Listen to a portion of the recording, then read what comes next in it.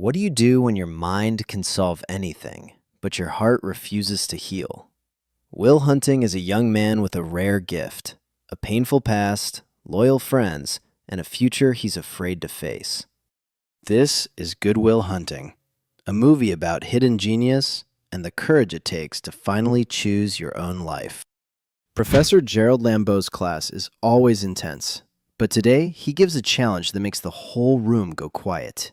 He fills the board with a math problem so difficult it looks impossible. Whoever solves it by the end of the term will earn instant fame, their name remembered at MIT forever. Later that day, Will Hunting sweeps the hallways as a janitor when he notices students frozen in front of the board. Curious, he steps closer. His eyes scan the numbers once, then again. The problem clicks. He doesn't write a thing.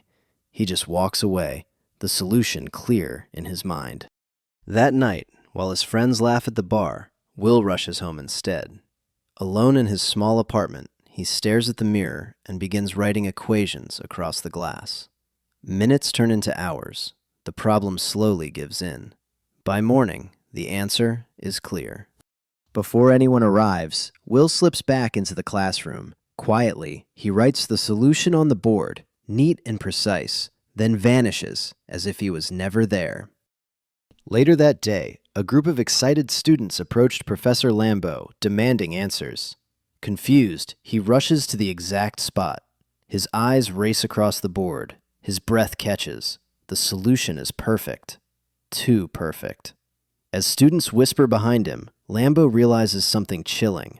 A true genius has just walked through his classroom, and no one knows who it is. While driving home one night, Will and his friends notice a commotion on the street. 4 guys are arguing with a lady. Will squints, then stiffens. He recognizes one of them, a bully from his childhood.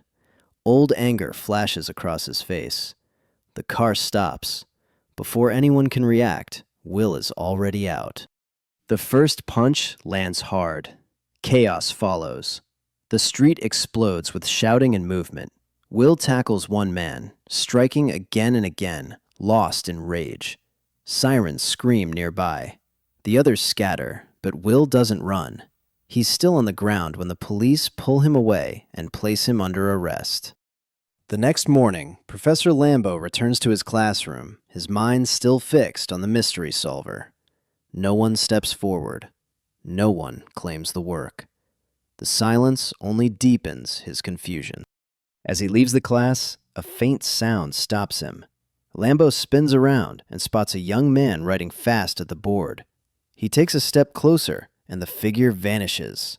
Lambeau rushes back inside. His eyes scan the new work, and his breath catches. The math is flawless. This isn't a coincidence. The genius is real, and he's hiding. That night, Will is back at the bar with his friends, laughter filling the room like nothing has changed. Chucky chats up 2 girls while Will leans back, watching. Then another guy steps in, firing off tricky history questions meant to embarrass Chucky. Will steps forward calmly and answers every one with ease. The challenger falls silent and walks away, defeated. As the night winds down, one of the girls, Skylar, approaches Will. She smiles, slips him her number, and leaves just as casually as she arrived. Will watches her go, unaware that this small moment is about to change everything. The next day, Professor Lambeau begins digging for answers. He visits an office, hoping to learn who the mystery genius is. Instead of a student record, he's handed the address of a parole officer. The truth lands heavier than expected. Days later, Lambeau tracks the name to a courtroom. Will stands before the judge, calm and unshaken, quoting laws and defending himself with sharp precision. The room listens. The knowledge is impressive, but the past can't be ignored. The judge denies the request for dismissal and sets bail at $50,000. Moments later, Lambeau meets Will in his jail cell.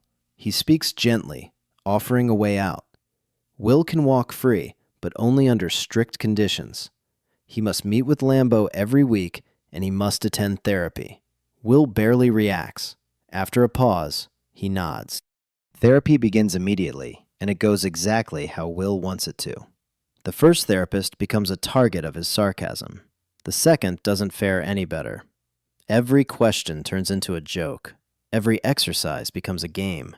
When Lambo confronts him, Will insists he doesn't need help. Lambo refuses to quit. Instead, he thinks of someone else. That someone is Sean McGuire. Lambo visits his old friend and explains who Will is and what he's facing. Sean listens, then shakes his head. He doesn't want to take on someone so closed off. Lambo presses harder. Will doesn't need another expert. He needs someone real. Slowly, Sean gives in and agrees to meet Will once a week. Their first session is calm. They talk about books, history, and ideas. The room feels steady, almost peaceful. Then Sean points to a painting of a small boat lost in a violent storm. Will smirks and jokes that it means Sean married the wrong woman. The calm shatters.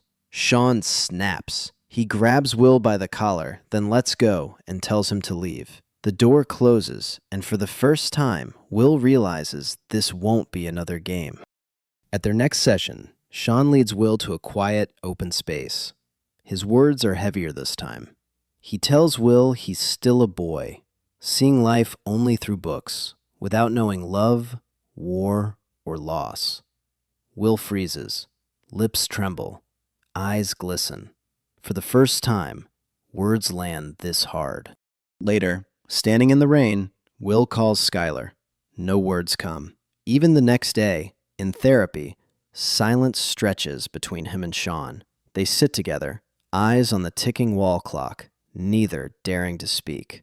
When Lambo asks why, Sean simply says Will doesn't have to talk if he doesn't want to. Back at school, a scholar reviews the project Will completed. At first, he declares it wrong. Will calmly reveals each step. Slowly, the man grows silent, stunned beyond words. Every calculation is precise. Every argument is unshakable. Genius hidden in plain sight. In the following session, Will finally speaks. He begins with a small joke, then shares snippets about Skylar. Sean responds with memories of his late wife, tender and vivid. But when Will edges too close to his own truths, silence falls again, thick with unspoken tension. A few days later, Will visits Skylar, but she insists on finishing her assignments first. Within minutes, he solves her problem effortlessly. They spend the afternoon together, laughing, talking, and teasing. When the conversation turns to family, Will jokes that he has 12 brothers, hiding the truth he isn't ready to reveal. Therapy with Sean deepens with each session. Sean talks about his late wife, recalling their first moments together with warmth and energy that fills the room. He never regrets meeting her. Will listens, quietly absorbing the lessons hidden between the words. A few days later, Professor Lambo meets Sean at a restaurant to talk about Will. He presses hard. So many job offers await him, and he's convinced Will is wasting his gifts. Sean shakes his head. Pushing too hard could hurt him. Will needs space, time to find his own path. At the same time, Will sits in a meeting set up for him. Men offer him a prestigious job, but he isn't ready to commit. Calm and measured, he negotiates a small sum, then walks away. The choice isn't about money or fame. It's about control, about his own life. Later, spending time with Skylar, she marvels at how effortlessly Will remembers details and grasps ideas that leave others baffled. That night, her voice soft, she asks if he would come with her to California. Skylar's dream terrifies Will. Panic flashes in his eyes. What if she finds out something terrible? What if she leaves him? The more she soothes him, the more he lashes out, saying words he doesn't mean. Every sentence drips with fear, and Skylar feels it. When she presses him to explain, Will finally cracks. He tells her about his painful past, growing up as an orphan, moving through foster homes, even fabricating 12 brothers to protect himself. And then, to guard his heart, he says coldly, "I don't love you." Skylar stands frozen, heartbroken. Even later, in Professor Lambeau's office, Will stays tense and distant. He hands over the solution to a complex math problem, but dodges most questions. When Lambeau asks about the job interview he arranged, Will admits he didn't go. Frustration boils over. Sharp and defiant, he declares this isn't the life he wants, then sets the paper on fire. Flames curl and smolder as Lambeau rushes to stop him. One of the meetings takes Will to the National Security Agency. He listens carefully as they explain advanced systems and classified technologies. Calm and firm, he declines. He isn't interested in a job that could hurt others. Afterward, Will heads to Sean's office to talk it through. Sean listens, then challenges him. Your problem isn't opportunity. It's fear. Fear of choosing. Fear of committing. When Sean asks what Will truly wants, Will jokes, "I want to be a shepherd." Sean sees through it immediately. Realizing Will is dodging the question again, he ends the session abruptly and walks him out. Later, Will joins Chucky at the construction site. While resting, Chucky asks how the interviews went. Will brushes it off, saying he has no interest and is fine staying where he is. Chucky freezes, then speaks from the heart.